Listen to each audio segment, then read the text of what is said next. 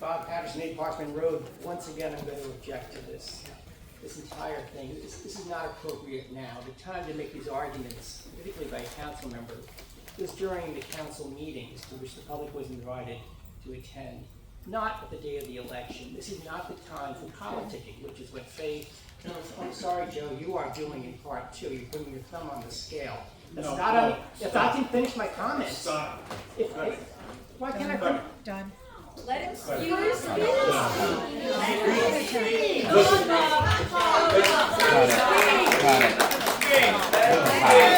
a cop.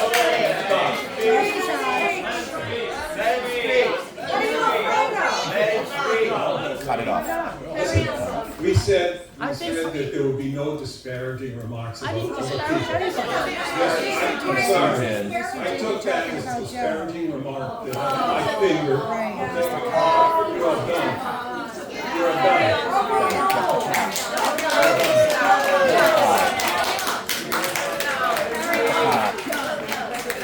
That speaks for itself. Vote against it.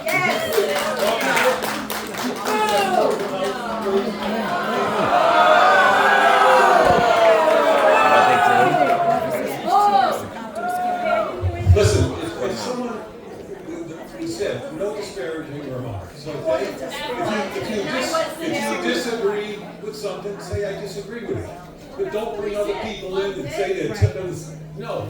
This meeting will be a Zoom if you do that. And we don't want that to happen, okay? So if somebody wants to speak, they have the ability to do that, but there'll be no disparaging remarks. That's the only thing. Are there any other comments? Yes. What is your comment relative to the subject we're talking? My name's Anita Langer. Got it. I live at 241 Colonel John Gardner. I object to the number 4, and then I'm going to tell you why.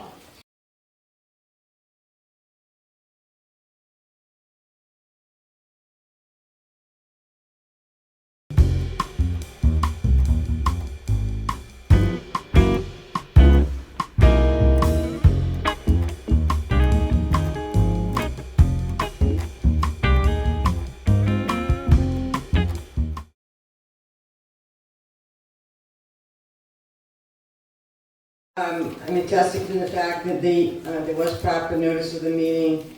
There was newspaper ads in the Providence Journal and the Narragansett Times, both times on 7/18 and 7/25. All the mailings went out to all the households and firms, corporations, and we definitely have a quorum. Glad to see you all here. Thank you.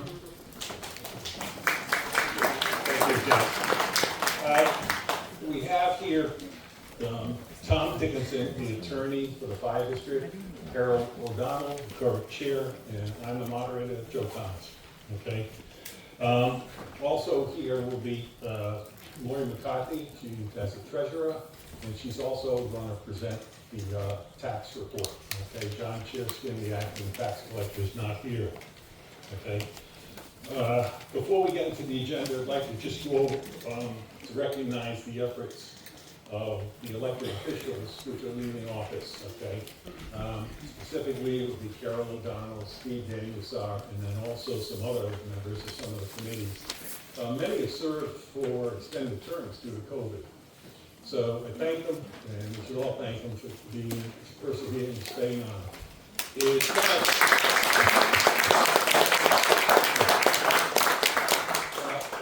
It's not an easy job. People do it because they're committed to the community. They put in some people put in hundreds of hours, okay? And most of us don't know that. Many of the people here have served. They've served the community, and so they know. But today, it's a lot harder than it used to be. You know, back when, there were always people at meetings.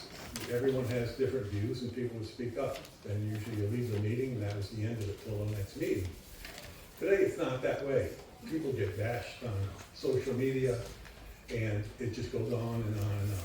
So it's unfortunate, you know, it has to be that way, but for those who are in office, it's difficult. It's difficult to see that. Your family members see it. People say, did you know so-and-so said this about you? You know, my attitude is, it doesn't matter. If that's what these folks teach their kids and grandkids, good for them, but it doesn't belong. Thank you. So, don't move.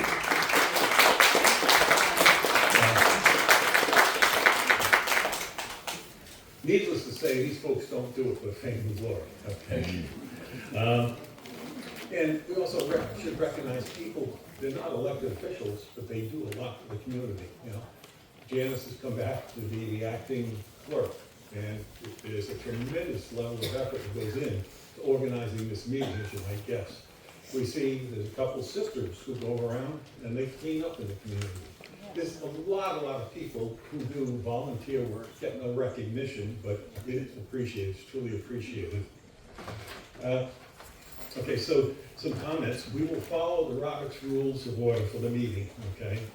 And I'm sure you'll all be cooperative, courteous, and civil to all the people who speak and those who comment. In accordance with Robert's Rules, all comments, questions, and challenges are made to the moderator, myself, okay, meeting chair. All speakers must be recognized by the chair before speaking and must speak through the chair and not address anyone else directly without the permission of the chair, okay? For example, if there's a question on a current discussion item, it must be made to the chair, who can then defer to the person who he believes is best suited to answer it. When you are recognized by the chair, please stand and state your name, property address. All motions need a second before any discussion can take place. So someone asks for a motion to do something, then we ask for a second, and then we ask for discussion. We have a period of discussion, so people can comment, okay? During that discussion period, when you raise your hand, you want to make a comment, you again say who you are, your address, and you'll be recognized, okay? Any motions that are outside of the scope of this meeting's authority will be ruled out of order. For example, if a motion's made to spend $100,000 for cleanup of Little Beach, it would be out of the order because the annual meeting does not have the funding authority except for the land trust and salaries, okay? So that's the only thing from we're gonna vote on tonight, or today, is from a financial standpoint, is those salaries, okay? Please respect the rights of others who are attending the meeting by not speaking out unless recognized by the chair. If any individual does speak out without being recognized, they will be asked to leave and escorted out by a police officer. Anytime a taxpayer or resident has the floor, his or her remarks should not be disparaging to any individual or individuals. If that does happen, that person's opportunity to speak will be ended immediately. I will make every effort to ensure that all have an opportunity to express their comments and opinions, but at the proper time. Do not fill out your ballot until the nominations from the floor are complete and posted. Changes made on a ballot will result in the ballot not being counted. Chris Mannix will give a report on the nominating committee nominees for all open elected positions, starting with the council and then followed by other positions. The ballots you have, which is the green sheet, I think? Green sheet. Okay, so the green sheet, that ballot has on it, there are candidates who were endorsed by the nominating committee. There are candidates who signed up, had the opportunity to sign up, okay? They're on that list now as registered, not endorsed, okay? And then added to the ballot will be people who are gonna be nominated from the floor. So there's 3 different classifications of candidates.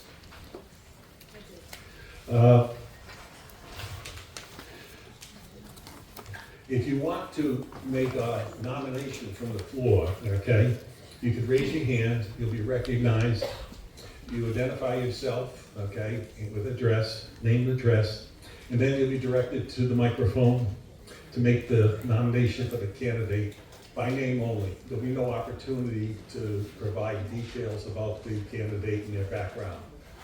Just for information, there was a Meet the Candidates night about a week or so ago, where those candidates who wished to have the opportunity to speak with people, they had that opportunity.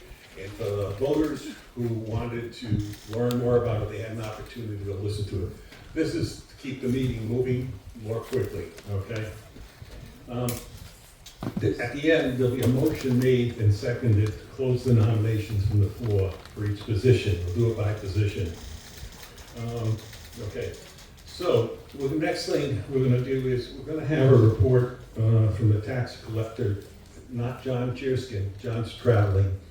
So Lori McCarthy, who is also the treasurer, she's going to give a report. I'm sorry. Okay, sorry. We're going to have Chris, yeah, that's what the note said. Chris is going to report the nominating committee. Thank you, Mr. Moderator. Chris Mannix, full-time resident, Aroostook Trail. I'm going to read a report that I submitted to Madam Chair Carol O'Donnell and Madam Vice Chair Leslie McKnight on Thursday, July 10th, 2025 at approximately 5:46 p.m. Good afternoon, Madam Chair O'Donnell and Madam Vice Chair McKnight. Yesterday, July 9th, 2025, the 2025 nominating committee that I chair voted to endorse the following candidates for the following positions. Annual meeting moderator, full-time resident Mr. Joe Thomas of Whatcheer. Tax assessor, full-time resident Ms. Sharon Revington Ford of Richard Smith. Tax assessor, full-time resident Mr. Paul Luba of Colonel John Gardner. Tax assessor, full-time resident Mr. Steve Danazar of Bonnet Shores Road. Bonnet Shores Fire District Council, full-time resident Mr. James Hill of Anchorage. Bonnet Shores Fire District Council, full-time resident Mr. Kevin O'Brien of Colonel John Gardner Road. At this time, I also wish to thank my 2025 nominating committee colleagues, full-time resident Ms. Sharon Remington Ford, full-time resident Mr. Richard Mercier, full-time resident Ms. Donna Ferry Stevens of Treasure, full-time resident Ms. Marlene Bellini of Camden, and current serving council member Janie Wolf of Cedar Duran, as well as full-time resident and current serving council member Mr. John Cheriskin, all in CC on this report for their dedication, collegiality, and service to the Bonnet Shores Fire District community. With this report, the official duties of the nominating committee have concluded. Respectfully signed. May I submit a copy to you and the clerk? Yes.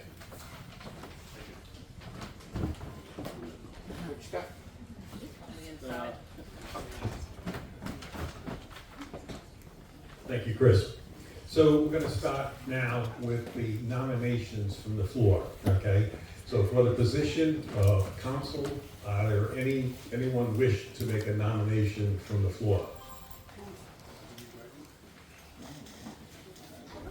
Okay, yes.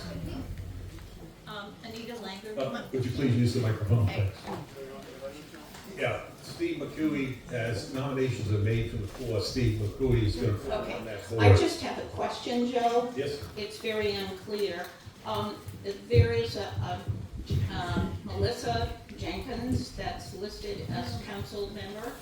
Now, she was registered, but she's not endorsed. But people can vote for her, or do we have to nominate her from the floor? no, anybody who's on the list already, whether they were, the committee endorsed them, or whether they signed up, they registered by a week ago, the 14th, they're on the list, okay? So now we're only adding to that list, all right?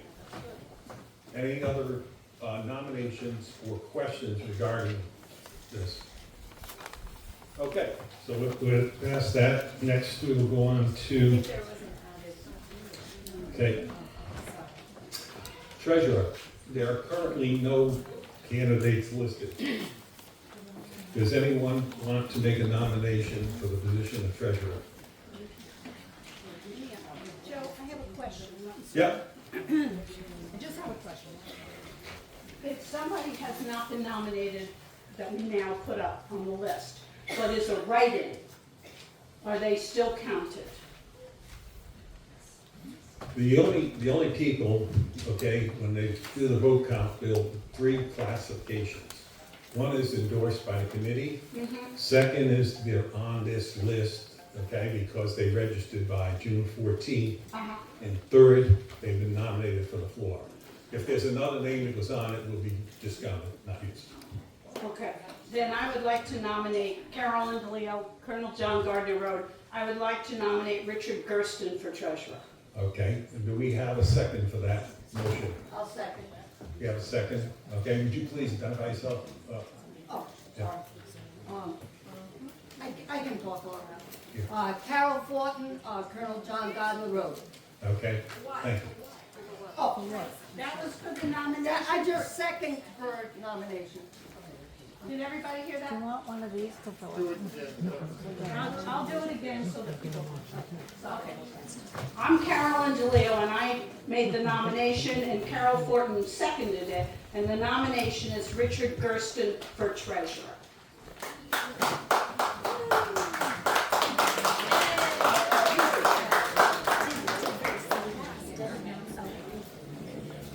Okay, the next position, okay, are there any other nominations, okay, for treasurer? Okay, if not, is there a motion to close the four nominations for treasurer? I'll make that motion. Is there a second? Thank you, okay. Gersten is Gersten. Sten.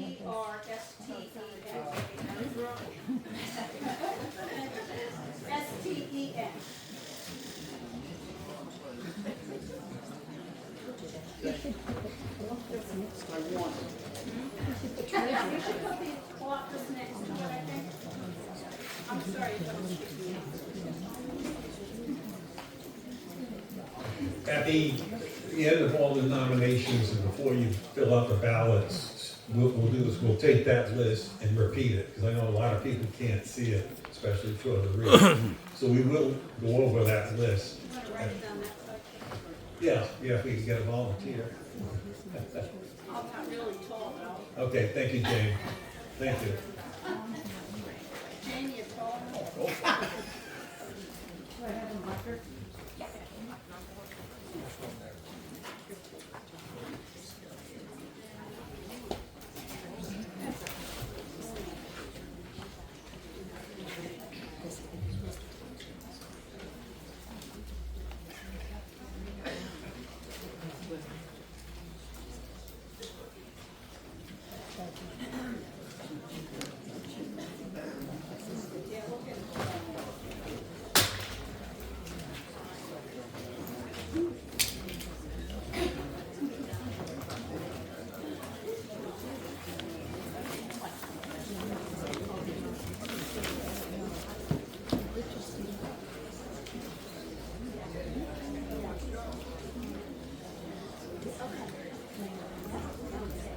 Okay, you've got it. Thank you, Jane. Okay, the position of clerk. So on the ballot right now, there are no candidates listed. Does anyone want to make a nomination for the position of clerk? Go ahead, Ms. Come on up. Thank you. Oh, do I have to stand up? Okay. Right here. Sure. Anita Langer, Colonel John Gardner. I'd like to nominate Robert Patterson for clerk. Is there a second on that nomination? A second, Carolyn DeLeo. Carolyn's already identified herself, so there's no need to come back up. Okay. So we've done treasurer, and we have a treasurer. We have clerk. So is there a motion to close nominations from the floor for the clerk position? Wait, Nancy. Oh, there is? Oh, You have it? I'm making a motion. Okay, we have a motion to close. Is there a second on that? Thank you. Okay.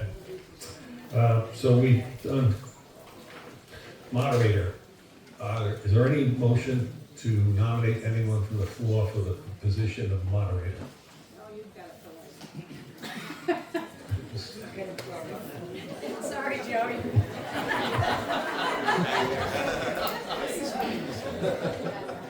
Okay, so is there a motion to close the nominations for the floor for moderator. We have a second. Thank you. Council members, we have two candidates which have been endorsed by the nominating committee, James Hill, Kevin O'Brien, one registered but not endorsed, Melissa Jenkins. So do we have anyone nominations for the floor for the position, council position? Okay, so if we have none, does someone want to make a motion that we close? Carolyn? Move that close the nominations. Okay, Anita? Thank you. Okay. Okay, tax assessors, endorsed by the nominating committee is Steve Danielsar, Sharon Ford, and Paul Luba. Are there any nominations from the floor for tax assessor?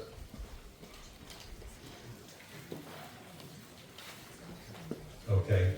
Does anyone want to make a motion to close the nominations? Carolyn, okay, and Nita, thank you.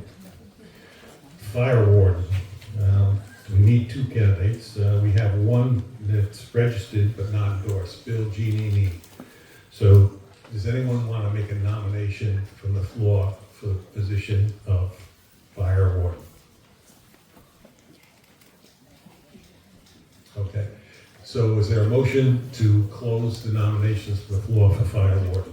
So moved. Okay. Land trust, there's one open position, registered but not endorsed by the nominating committee is Terrence Beatty, and then Carol O'Donnell. All right. So are there any nominations from the floor for the land trust? Joe, can you make sure people know that Neil Prescott is no longer an option? Right, yeah, good point. Neil Prescott was on it, but has been crossed out, and it should be on the ballot. It's crossed out. Still. Okay, all right. So are there any nominations for the land trust from the floor?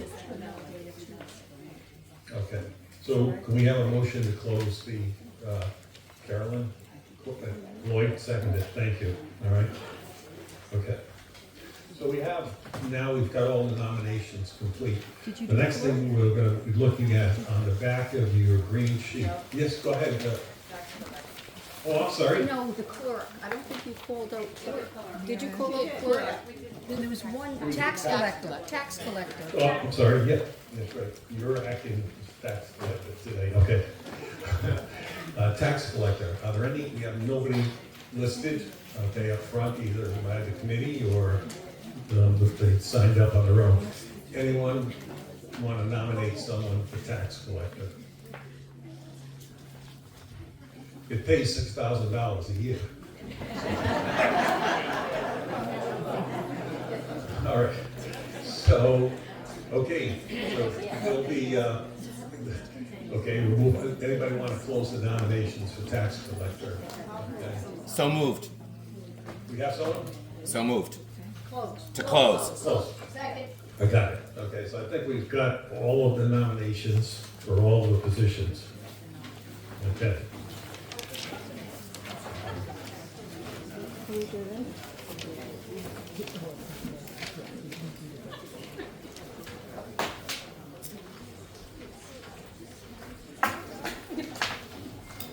don't know who left those. I don't need it. Okay, so what we'll do is just a quick summary of, these are fiscal responsibility. I'm sorry? Oh, yep. Thank you, thank you. So nominating committee, the yellow sheet. And just want to mention, there was a yellow sheet handed out by some people, they might have, when you were coming in or whatever. It wasn't the one that says the annual meeting official nominating committee ballot. It was a different yellow sheet. For purposes of what we're doing now, please disregard that, okay? It wasn't something that was issued as part of the meeting, so please just disregard it, okay? And for the nominating committee, we have Marlene Bellini. These are folks who registered, okay? They weren't selected by the nominating committee, they just chose to register. Marlene Bellini, Sharon Ford, Chris Mannix, Richard Mercier, and Donna Stevens, okay? So, does anyone want to make a nomination from the floor for the nominating committee? Okay, we'll start, yes? I nominate. Please, can you, come here? Hi everyone, I'm Vicki Gersten at 168 Camden Road. I nominate Richard Gersten for the nominating committee as a write-in. Thank you. Okay. Well, is there a second on that? Second. Oh, is there- Okay, Uh, go ahead and get the second. Okay, good. We have a second on that. Thank you. Carolyn DeLeo from Colonel John Gardner, and I am nominating Carol Duffy. Okay. Do we have a second on that? Second. Okay. Do we have anyone else? Yeah. We'll work our way front to back in terms of people coming up to nominate. My name is Anita Langer, 241 Colonel John Gardner Road, and I nominate Julie Clark. We have a second? Yes, we have a second. Okay. Next. Okay.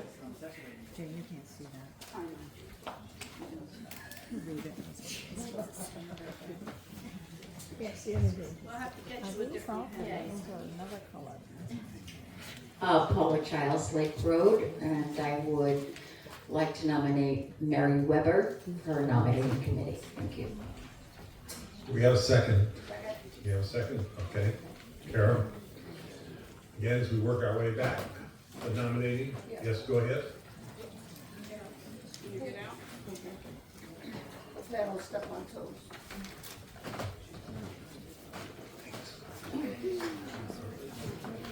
Excuse me, Carol Thornton, Colonel John Gardner Road, and I would like to nominate Kevin Bryan.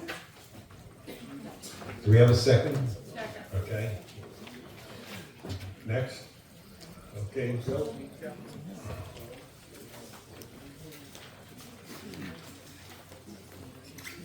Hello, Bill Delgizo, 182 Colonel John Gardner Road. I'd like to nominate James Riccitelli. Do we have a second? Second. Okay. Okay, go ahead.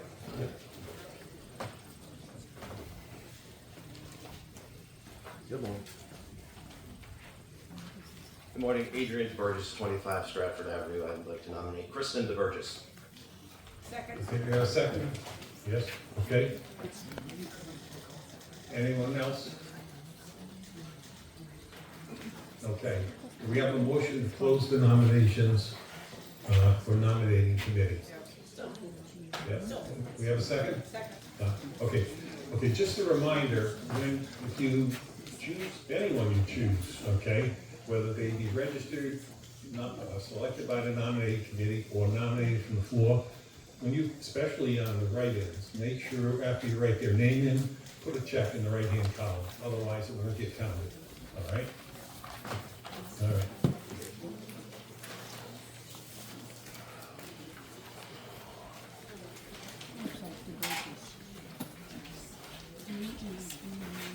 Okay, so we're done with nominations, and now we're gonna move on to a report by the tax collector.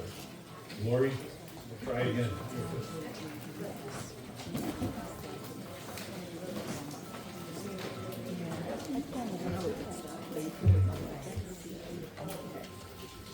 Good morning, everybody. My name is Lori McCarthy, and in the tax collector's absence, I will read his report.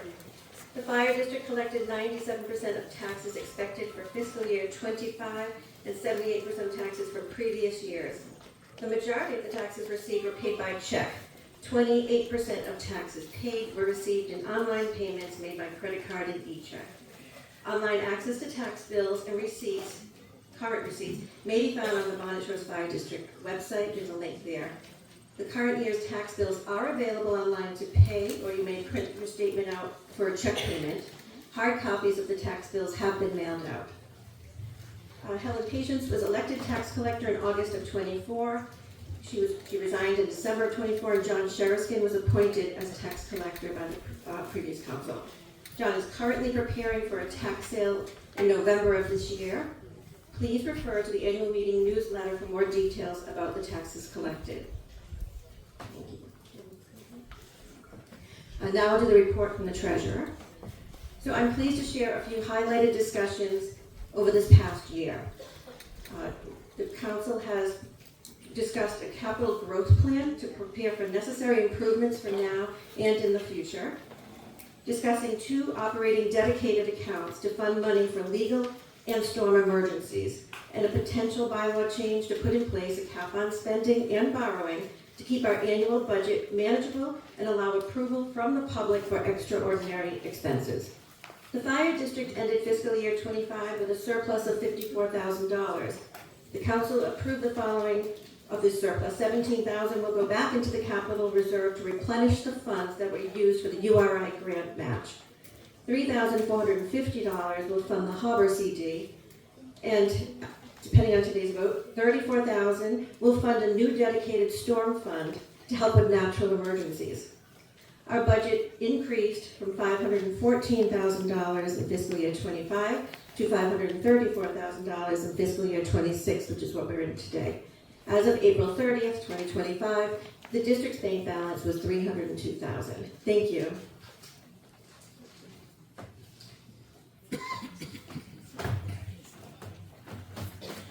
Thank you, Lori. We're gonna go back with just before the ballots are completed, okay? We're gonna go back and look at the backside of the green sheet, okay? We're gonna go through that, kind of summarize the details. So we'll give you an opportunity to summarize the details and for folks to ask questions about it, okay? We will go back to do that. Next will be a vote, and there'll be a hand by hand for an allocation of $1,500 per section for the land trust charter. Okay, so the fire district will put $1,500 into the land trust budget. Okay, is there a motion to accept that? Yes, Jane, thank you. And is there a second? Second. Joan, thank you. Jane Duran, Joan, and Debbie. So next is a vote to approve the rates of compensation for the elected officials.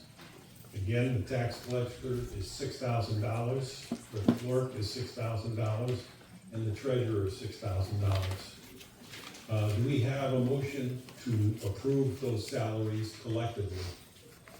So moved. Second, Anita, thank you. Okay. Next would be the ratification of the 2024 annual meeting notes. And I assume that everyone's had an opportunity to see them online. We have a motion to accept those notes of meeting. Joan, thank you. Is there a second? Joan, thank you. Jane. Joan. Okay. Before we get into the period of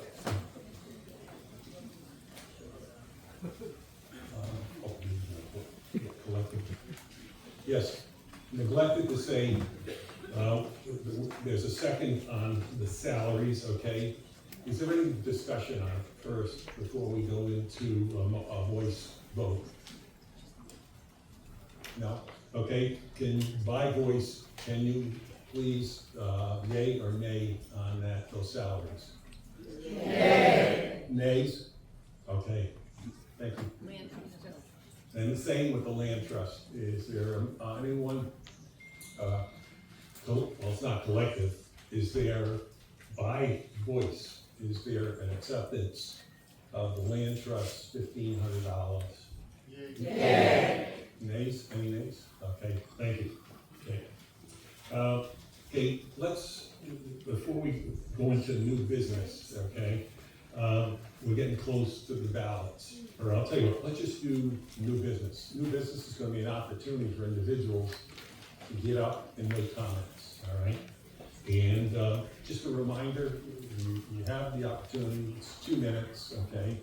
And please, no disparaging remarks about other individuals, okay? So we'll open for, and just begin, raise your hand, be recognized, and then you'll have an opportunity to come up and offer your comments, okay? Okay?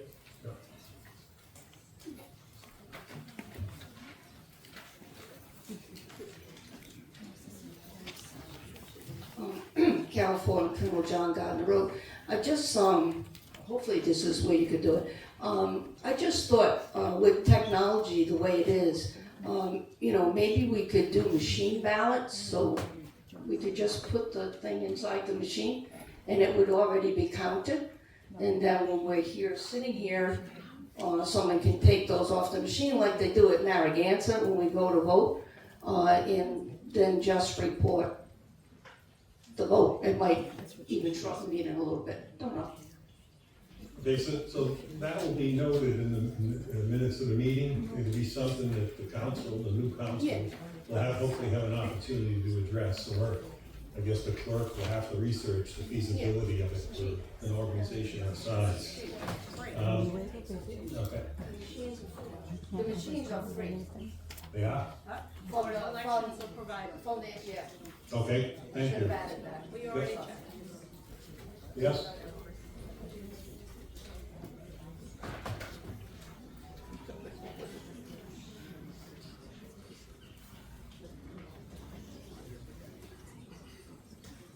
Hi, Bob Patterson, Parkman Road. I just want to formally, I think I want to put on the record an objection to the fact that if a write-in candidate's name is not nominated from the floor, I'm told just now that vote won't count. I don't think that's appropriate. I think the citizens should be able to vote for whomever they want and write in whatever names they want and not have a condition on the fact that someone nominates them from the floor in addition. That's a new wrinkle I've never heard of before. I think it's inappropriate. I think the people who are here can vote for whomever they want, write in whoever they want, and that vote should count. Thank you. So I'm formally objecting to what was announced. Please put that in the minutes. Are there any other comments? Okay. So before you fill out the ballots, for positions where there's only one person running, we'll ask the clerk to cast the vote for that, so you don't have to fill that in. Any position where there's only one candidate, or let's say there's two candidates for two positions. If the nominations match, okay, or not nominations plus people putting their name in, if it's three positions open and we only have 3 names, then the clerk will cast the vote for that. Other than that, any of the other positions, we'll fill them in. So maybe we ought to just summarize which positions now. None? And Janice, do we have any positions, how many positions where the clerk will cast the vote?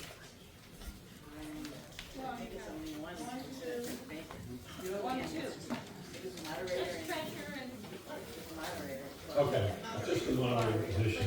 Okay, right, all right.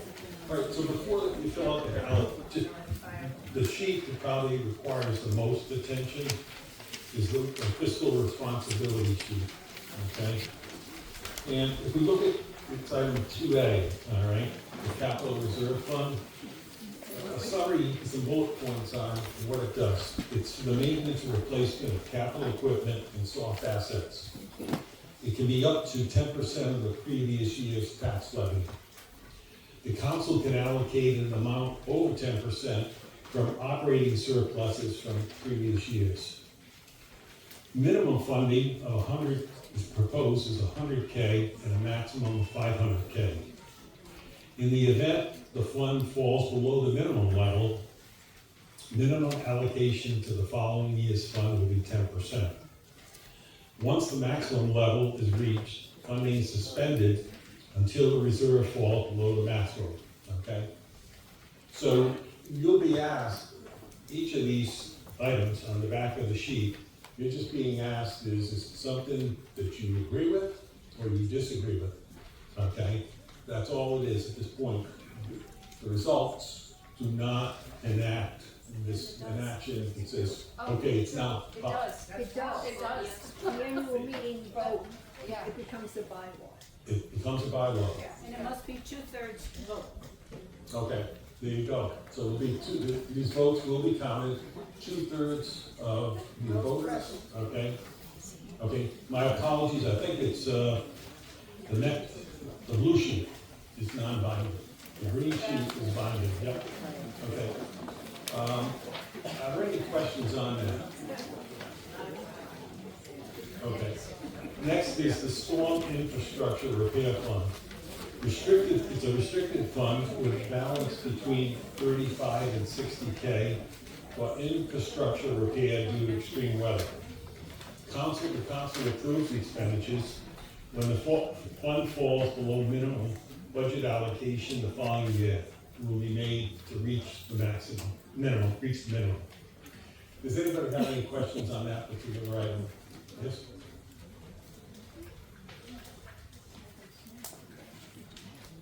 And what I'm going to do is ask Faith LaSalle to respond to any questions raised regarding fiscal responsibility. Hi, I'm Patrick Kelly, 21 Dickens. I have a question that pertains to kind of both 2A and 2B. It's hard to evaluate this decision without knowing what's in the scope of equipment, software, and capital assets that could fall into this funding requirement. Is there a listing of equipment, software, and capital assets that can be funded by these provisions? Good question.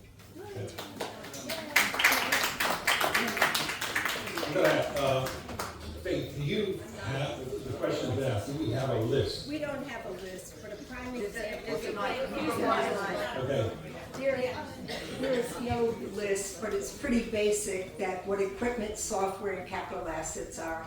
If we have software, we've had to have a major software revision this year, and that's what we need the capital reserve fund.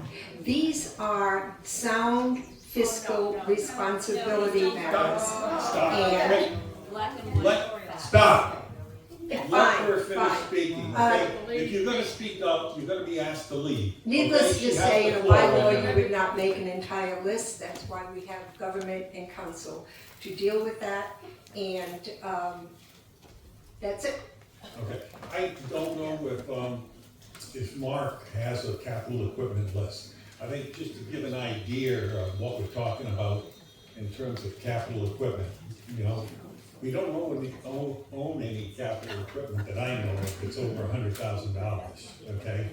Yeah, and I'll ask any of the other council members and Mark if they know of any capital equipment that's high.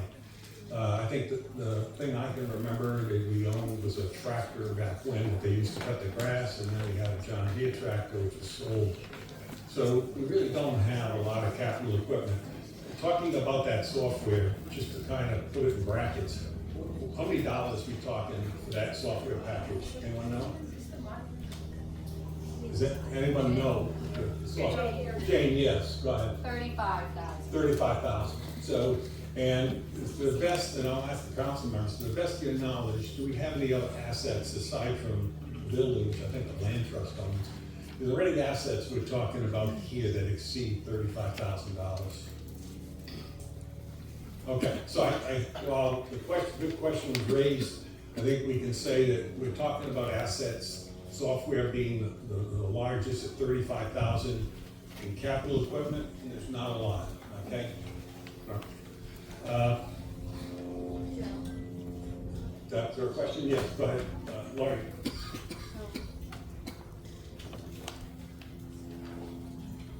So when the discussion came up on these two line items, every year we're budgeting, and if we know that the storms, let's say the breachway, it was one year we spent $60,000. Well, we want to budget that every single year. So we want to have particular earmarked dedicated funds that will sit there so that if we have $35,000 to $60,000 in the storm fund, that next year we won't have to budget for that because it means we haven't used it. If we used half of it, we would only budget half to bring us back to that point. So it's really just having some fiscal responsibilities each year so we're not overspending. We also want to keep a capital reserve. If we have a $500,000 budget, a $100,000 capital reserve or a $300,000 one would be great. Insurance will cover a roof, but our parking lot, basketball courts, the playgrounds, these are all things that could use this improvement. So I hope that helps. Thank you. Okay, so it looks like all the questions have been asked on the capital reserve fund. Now we have the storm infrastructure repair fund, which I described that. Anybody have any questions about the storm infrastructure repair fund? Yes? I have a question about the capital reserve. Yeah, sure, come on up.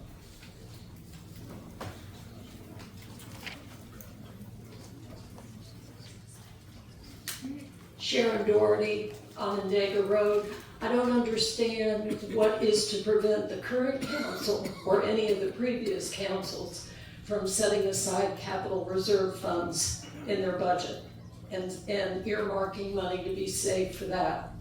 Why do we need a specific requirement here? Thank you. Thank you for the comment. Are there any other comments? Okay. So the storm infrastructure fund is 35, the balance will be maintained between 35 and 60K for infrastructure repair due to extreme weather, okay? The council approves the expenditures, and when the fund falls below the minimum, the budget allocation the following year is made to bring it back to the minimum. Are there any questions on that or comments? Okay.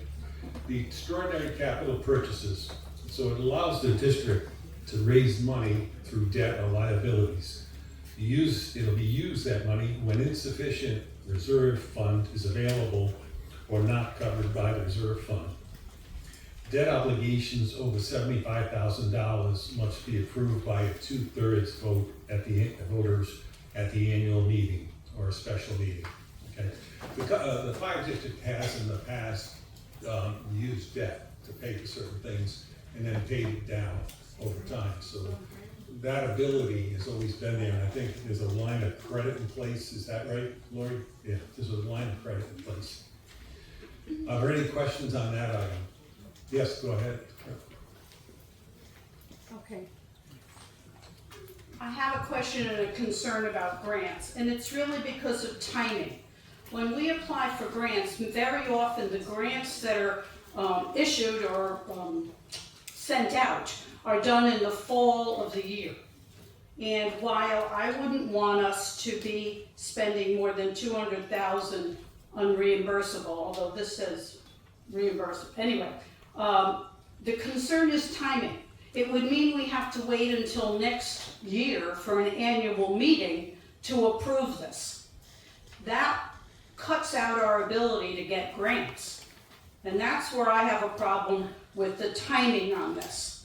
If we had a better system for special meetings, that would be okay, because we could call a special meeting and we could approve the dollars. But because of the timing of many federal and state grants, I would not want to vote for this. Thank you.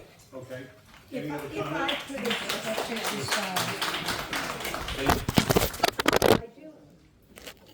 I do want people to know that Lori McCarthy, John Sherry, who are our finance people, worked with the council throughout the year.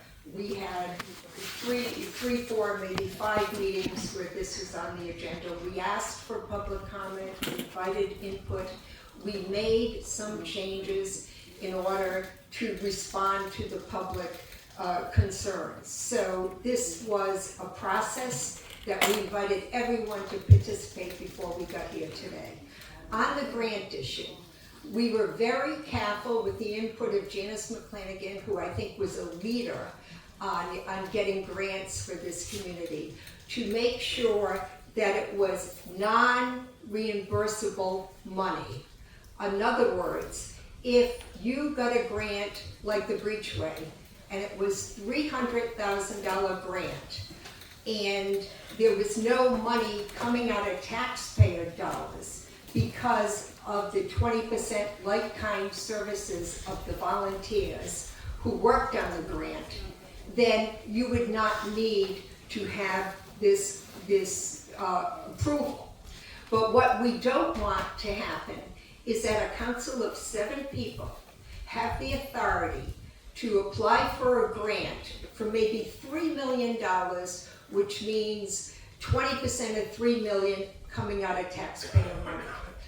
I believe that this community needs a greater voice in the spending of major expenditures, and that is why we made it only if it's non-monetarily reimbursed. Secondly, we have also added not only an annual meeting, but we can call a special meeting, and we could address the issue at a special meeting.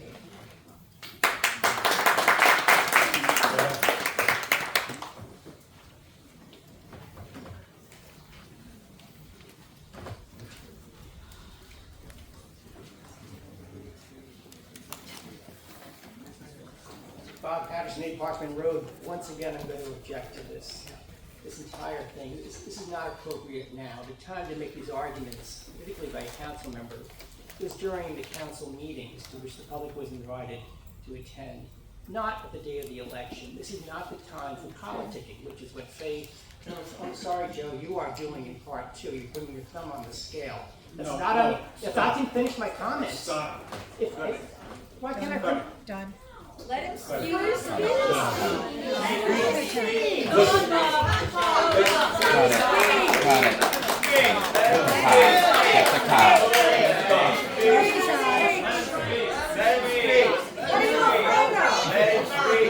Cut it off. We said that there would be no disparaging remarks about other people. I'm sorry. I took that as a disparaging remark that I my finger. You are done. You are done.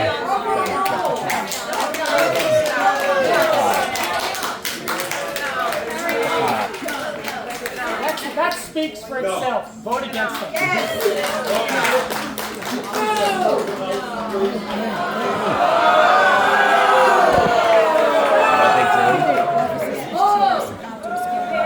Listen, if someone, we said, no disparaging remarks, okay? If you disagree with something, say I disagree with it. But don't bring other people in and say that, no. This meeting will be a Zoom if you do that. And we don't want that to happen, okay? So if somebody wants to speak, they have the ability to do that, but there'll be no disparaging remarks. That's the end of it. Are there any other comments? Yes. What is your, stop for a second. What is your comment relative to the subject we're talking? My name's Anita Langer. I live at 241 Colonel John Gardner. I object to the number 4, and then I'm going to tell you why. It conflicts with both the state legislated Bonnet Shores Fire District Charter and the Bonnet Shores Fire District Land Trust Charter, of which I was, I guess I was the one who instituted the thought of a land trust to take all the land that was in the Bonnet Shores Fire District and put it in the land trust to save it in perpetuity for every one of you here. So to tie the hands of the charter of the land trust is something you can't do with a bylaw. It's absolutely, you cannot conflict. And I'm going to say that most of these do conflict with both the charters. And if you need to look at it, because the Fire District Council has the right in its corporate purpose, right in the beginning, to run the fire district. And there are controls in there. These are kind of, they're messing up the whole issue. And I think they're not really something you can look at and institute at a meeting. Thank you.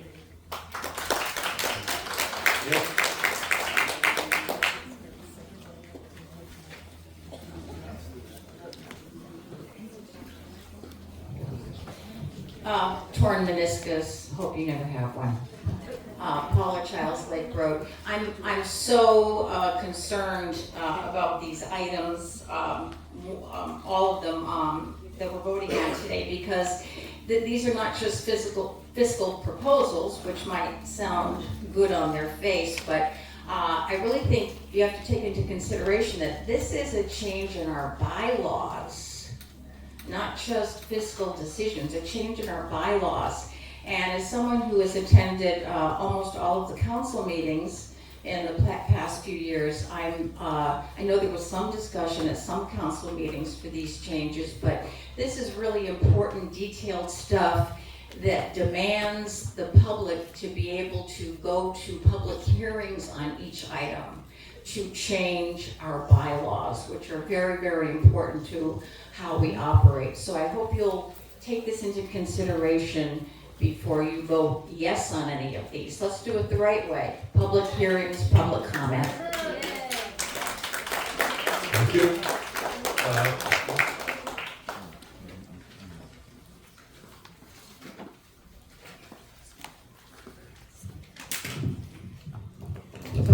Being short. I just want to mention, and Can you identify yourself, please? excuse me, oh, I'm sorry, Leslie McKnight, 8 Clara Lane, I'm a full-time resident. There have been a lot of comments, posts on social media about the bylaw changes. A lot of discussion about the fact that these changes should have gone through the bylaws committee. And I think maybe that's the reference that some people are making. I just want to let you know that when I heard those comments, I went back several years, and I literally read every minute, every sentence of every minute from the bylaws committee. And unfortunately, there was no discussion on fiscal responsibility. The discussion was focused solely on voting. There were a lot of discussions. It's my turn to speak. I would appreciate if you'd respect me the way I've respected you. There were discussions, a lot of good discussions on voting, discussions on changes to ordinance, beach safety, public safety, all good things that I think need to be discussed in this community and hopefully will in the next coming council. But there were no discussions on fiscal responsibility. And I think that if the bylaws committee really thought it was something that was important, then they would have brought it up. This council decided it was important and brought it up. It's up to you to decide whether you agree with it or you don't. But there is no need to criticize people who have ideas and want to make improvements that benefit this community. I think everybody needs to look at it that way. I appreciate you listening.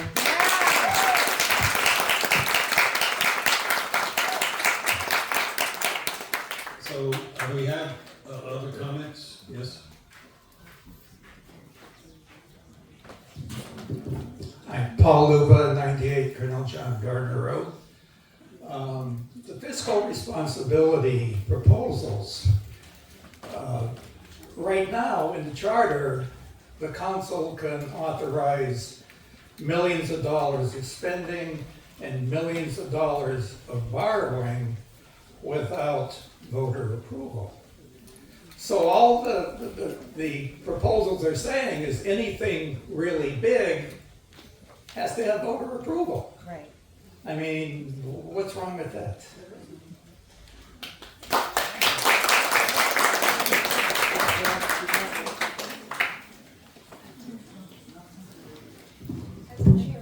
Hi, sorry. I chaired the bylaws committee for 3 years. And you're correct, we did not address fiscal matters at the time. Faith was on the committee, and we did not, I repeat, did not address voting issues. We specifically left those until the charter amendment changes were made. So it wasn't an overlook, it wasn't something we didn't want to talk about, but at the time there was no interest in addressing the fiscal matters. I'm not saying some of them aren't good. I am. Some of them are. But I feel that we should have had a little more opportunity to look at these. Yes, there were discussions at the council about making fiscal matter changes, but the first any of us saw the actual amendment changes was June 17th, I believe. And I just don't think that's enough time. I think people should have that chance. When we were working on the bylaws committee, every time we made a suggested change, we posted the change on the website and sent out a notice on the e-blast. So it's not a matter of not wanting to make fiscal changes. We do need to make some, but we really need to have better input from the neighbors. Thank you.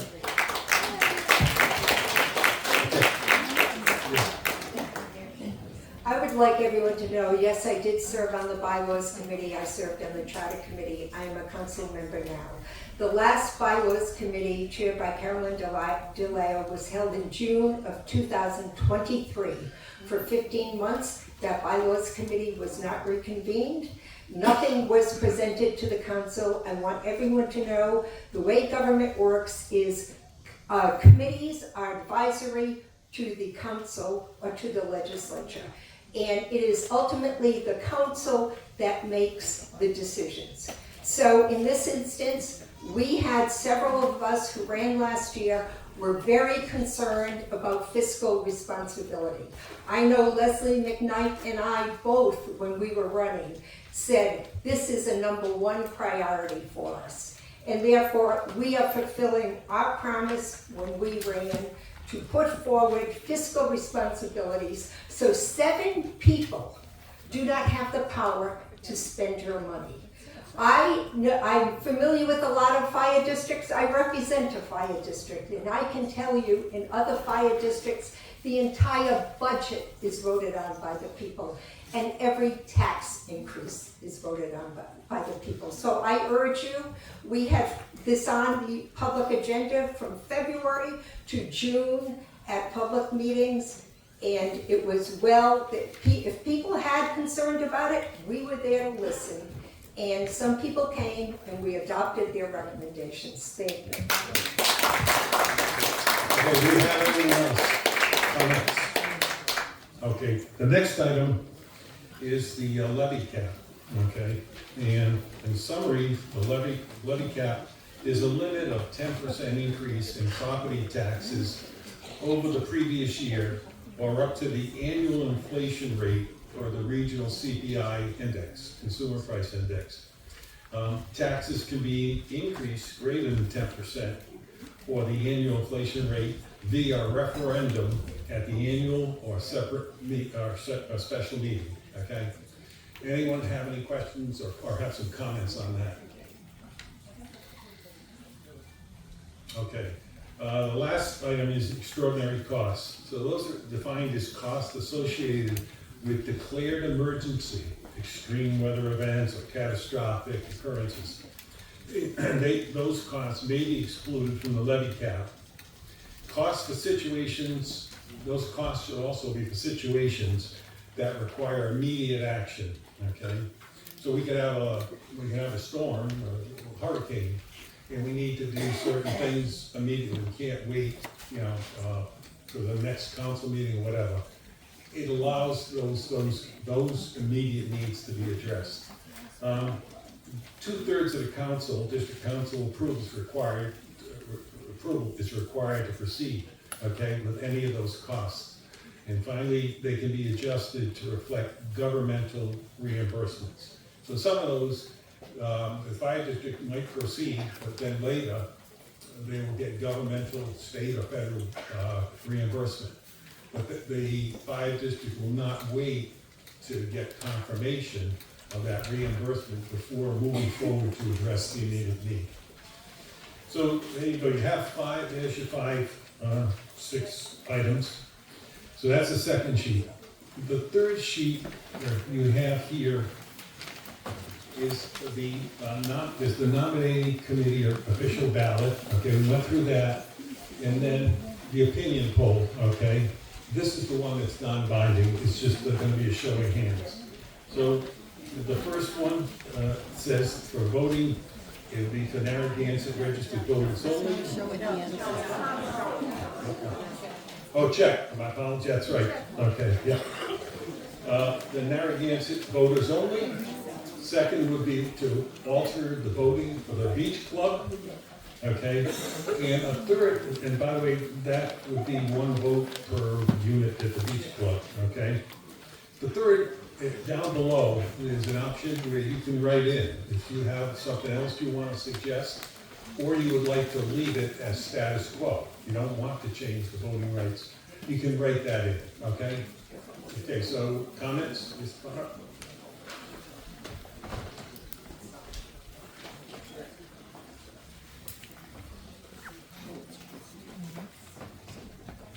Hi, Kristen DeBurgess of 25 Stratford Avenue. Before you make a decision on this next vote, you cast your decision, I just wanted to talk to you a little bit about what took place in 2020 when the lawsuit came up by a group of plaintiffs who thought that their votes were being diluted by a large number of people at the beach club. And people have been talking about what the judge said and what the judge didn't say. I actually went through the entire 45 pages of what the judge said because it was really, there was conflicting information on both sides. So I just wanted to read to you two passages that came directly from the judge's decision, which was on January 27th of 2020. Is that okay to do? You have 3 minutes. Okay, yeah, I have them right here. So on pages. See, just right now, you're at about 1 minute, so you got a minute left. Okay, on pages 40 and 41, the judge talked about seasonal homeowners who maintain substantial financial interest in their district, how they have a constitutional right to vote. That would be me, and anybody here who doesn't live here 100% of the time, but because of the way that we pay taxes, we pay an extraordinary amount of taxes, more so actually than even some of the people who live here full time. And that, in some instances, which she has listed, those cases, has qualified those people to vote, regardless of the fact that they are not, that they're not residents full time. So I don't know if number one makes sense in that regard, because we could get sued again, and I really just don't want to be sued again, because that comes out of everybody's pockets. Pages 40 to 46, they talk about seasonal property owners 10 seconds. with voting rights through the small common ownership that have insignificant financial interest. They're unconstitutional. Thank you. It's time. Okay, Thank you. just wanted you to know. It's all I have. Anyone else like to come up and comment? Yes?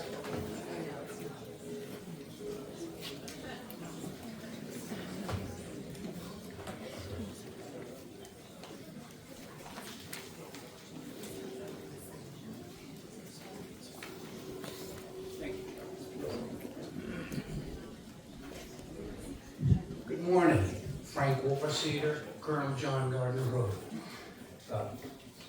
I just wanted to touch base on this point because I think it's very important. When you go back in history, Bonnet Shores was a private fire district, and you actually had to be voted to become a resident here, whether it was full-time or part-time. Back then, this place was full of non-insulated cottages that were summer homes, excuse me, for many people. There were very few full-time residents here. Today, with good fortune, the houses have grown up, but it is still a large community excuse me, of part-time residents. It is a fiscal responsibility of all people to vote on budget matters when it comes to their taxpayer dollars. So, thank you. Are there any other comments? Questions? Well, comments. Is the period? Yes, madam.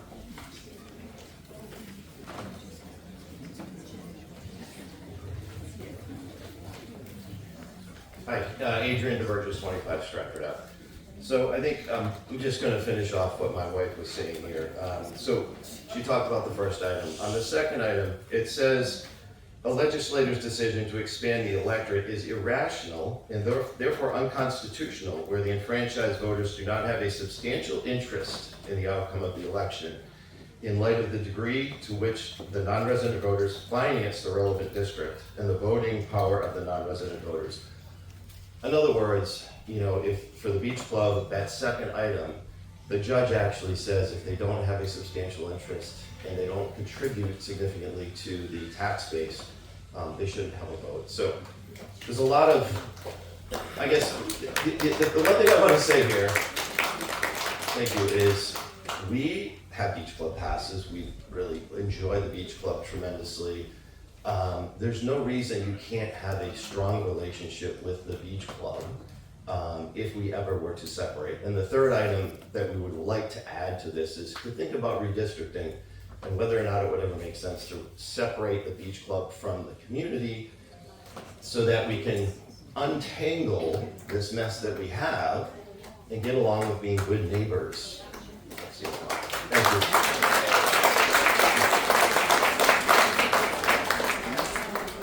Any other comments? Oh, yeah.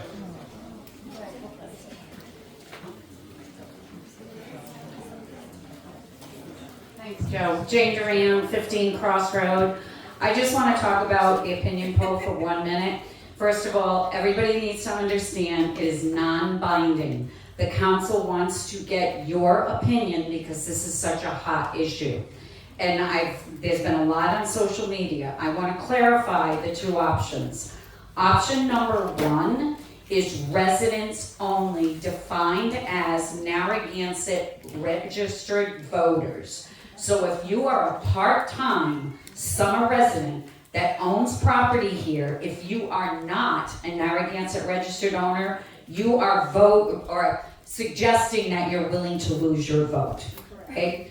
The second option is, because of what Kristen and Adrian just said, we're trying to keep property owners like myself that pay taxes in the voting pool. I own a residential property here, but I'm not a Narragansett registered voter. So we're trying to keep that population in the voting pool, at the same time reducing the voting power of the beach club, because we recognize what the court ruling was, which was we have to address the dilution by numbers.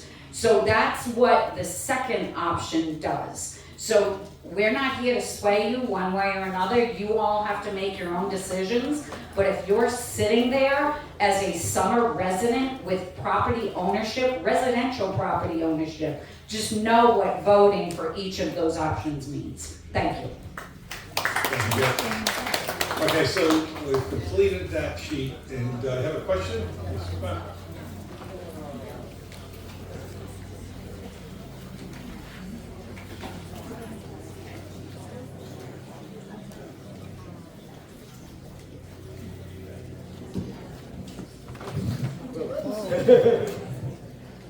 Joe Iannucci, full-time resident on Medina Road. I appreciate the fact that there are a lot of people who have seasonal homes here who contribute to our tax base. They also, I'm glad, contribute to the tax base of Narragansett. They contribute probably more to the tax base of Narragansett than they contribute to the fire district. The Constitution in the state does not allow you to vote in Narragansett, and we should be adhering to the Constitution.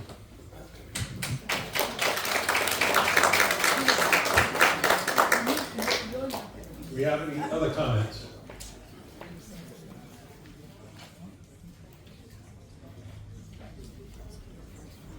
Any other comments? Okay, so now,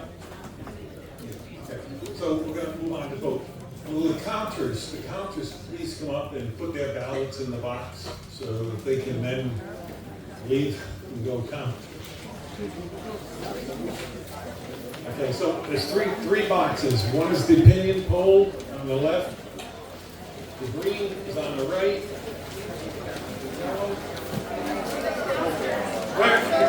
Hold on a second. Just stop. Stay.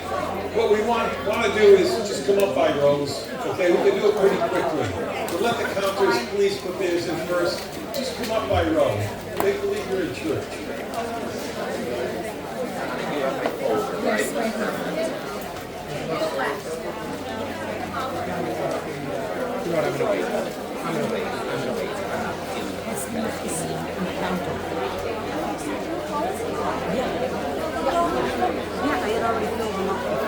Oh my God, I thought you said John and your daughter did already.